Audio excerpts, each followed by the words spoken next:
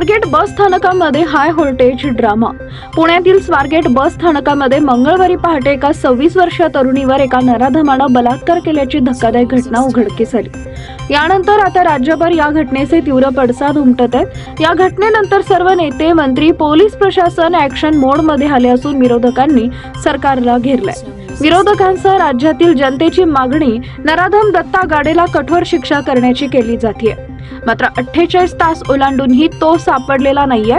या घटनेनंतर आज गृह राज्यमंत्री योगेश कदम यांनी स्वारगेट बस स्थानकाला भेट दिली असता त्यांना भूमाता ब्रिगेडच्या तृप्ती देसाईंच्या रोषाचा सामना करावा लागला। त्यांचा ताफा तृप्ती देसाईंकडून अडवण्याचा प्रयत्न करण्यात आला। सध्या देसाईंसह अन्य काही महिलांना पोलिसांनी ताब्यात घेतलाय। दरम्यान आता या प्रकरणात तृप्ती देसाई यांनी देखील उडी घेत थेट गृह राज्यमंत्री कदम यांचा ताफा अडवण्याचा प्रयत्न केला। आज कदम यांचे स्वारगेट बस स्थानकाला भेट देण्यासाठी आले होते। त्यानंतर देसाईसह अन्य काही महिलांना पोलिसांनी ताब्यात घेतलाय। स्वारगेट बलात्कार प्रकरणातील आरोपीला अटक अद्याप झालेली नाहीये। तो शरण येण्याची वाट पोलीस पाहत आहेत का? लोकशाही मार्गाने आंदोलन करणाऱ्यांना ताब्यात घेतलं जातं। राज्यात नेमकं काय सुरू आहे हे विचारण्यासाठी त्यांचा ताफा अडवल्याचं देसाई यांनी म्हटलंय।